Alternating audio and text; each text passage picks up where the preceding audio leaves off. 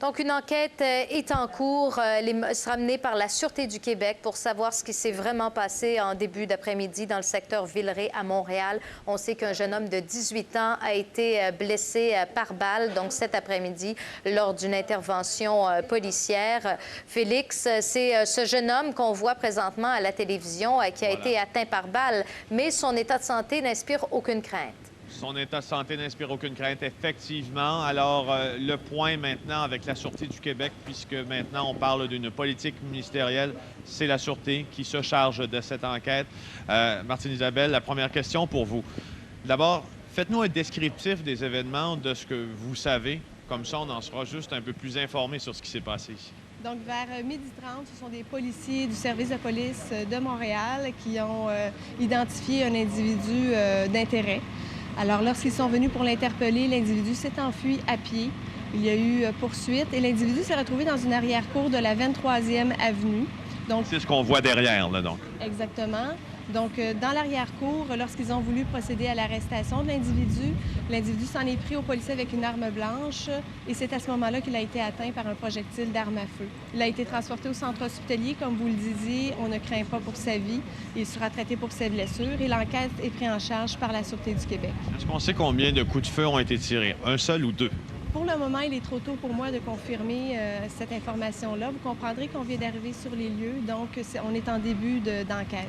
On sait combien de policiers participaient à cette opération? C'était en duo ou c'était un patrouilleur en solo, comme vous dites dans le jargon? Non, pour le moment, là, je vais m'en tenir aux informations que je vous ai mentionnées, étant donné que vraiment c'est un début d'enquête. À notre niveau, lorsque c'est une politique ministérielle, on doit commencer par avoir tous les éléments d'information. Et pour le moment, c'est les informations que je détiens. Justement, dans les étapes de cette politique ministérielle, d'habitude, bon, ben là, on l'a bien vu. D'abord, des enquêteurs de la police de Montréal sont sur place, vont être en communication, j'imagine, avec les enquêteurs de la Sûreté du Québec. C'est ce qui se passe présentement. Décrivez-nous un peu comment ça se passe. Oui, c'est que tout d'abord, il y a politique ministérielle qui est déclenchée par le ministre de la Sécurité publique. Cette fois-ci, c'est la Sûreté du Québec qui enquête. Donc, nos enquêteurs arrivent sur les lieux, doivent rencontrer effectivement les enquêteurs pour obtenir brèves informations. Et par la suite, nous allons commencer notre enquête. Et c'est à ce moment-là que nous serons en mesure, au niveau de la Sûreté du Québec, de vous transmettre plus de détails. Félix, service chez vous. Oui, on a une question de Véronique en studio, oui. Félix, est-ce que c'est fréquent qu'il y a politique ministérielle lorsqu'il n'y a pas mort d'homme? On me demande à LCN de vous relayer cette question. Est-ce que c'est fréquent qu'une politique ministérielle soit déclenchée lorsqu'il n'y a pas mort d'homme? Oui, tout à fait. Alors, lorsqu'il y a utilisation de l'arme à feu et que la personne est blessée, oui, il y a politique ministérielle qui est déclenchée, ça arrive. Si je ne me trompe pas, on voit ça aussi lors de poursuites où il y a un accident de la part de la voiture du suspect, hein? Oui, ça peut arriver aussi dans ces circonstances-là. Donc, c'est pas absolument lorsqu'il y a décès. Ça peut être d'autres circonstances. Et comme je le mentionnais, c'est le ministère de la Sécurité publique qui déclenche la politique ministérielle. Donc, quel est le service à la Sûreté du Québec qui prend en charge cette enquête maintenant? C'est le service des crimes contre la personne. Le service des crimes contre la personne. Tout à fait. Martine Isabelle, de la Sûreté du Québec, merci beaucoup. Alors, qui nous confirmait justement cette politique ministérielle, qui nous confirmait aussi que les enquêteurs de la Sûreté du Québec en sont à rencontrer les enquêteurs du SPVM afin de faire la lumière sur les premières minutes de l'événement. Si on se tourne ici, on va regarder quelques personnes qui ont été... qui ont été réveillées ce matin de manière un peu brutale, je pense. Oui, ça, bien, j'ai entendu du bruit, mais parce que mon ami, il reste pas loin d'ici. Vous entendiez des gens crier, c'est ça? Puis là, il m'a appelé pour dire de venir, puis de le rencontrer, mais je peux pas vous en dire plus, je ne sais pas. Donc, on a compris que ce matin, ce midi, en fait, là, quand c'est arrivé. Ouais. Bon. Alors, c'était un réveil qui, pour plusieurs personnes, là, a été assez brutal dans le quartier.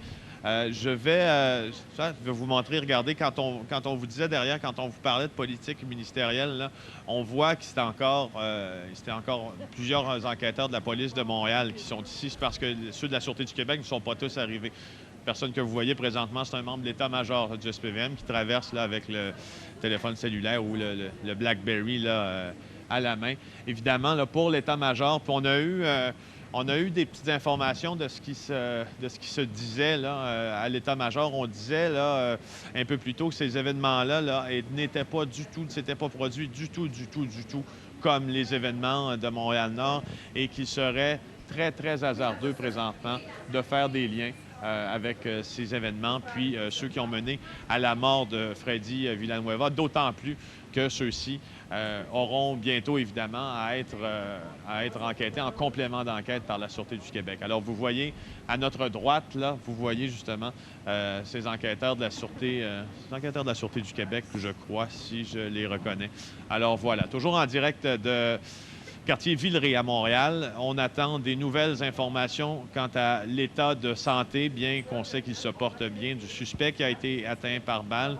On attend aussi des informations qui pourront nous amener à comprendre un peu plus qu'est-ce qui s'est passé dans les minutes, là, près de 12h30, pour enfin voir qu'est-ce qui a mal tourné, qu'est-ce qui a fait en sorte que les policiers ont dû dégainer. Ce qu'on comprend maintenant, c'est que c'est une menace et on comprend que le suspect était probablement assez près des policiers avec son couteau. Ce sont les premières informations qui ont été mentionnées et on l'a entendu avec Robert Poetti tantôt, ancien policier à la Sûreté du Québec, que quand l'espace quand la distance plutôt entre un policier et un suspect est minime et qu'un policier sort son couteau, c'est considéré évidemment comme une situation très dangereuse. Puis les policiers sont souvent appelés à faire usage de la force dans ces cas-là. Merci beaucoup, Félix Séguin, pour ces informations. Évidemment, on va retourner à vous dans quelques minutes. Merci. Au revoir.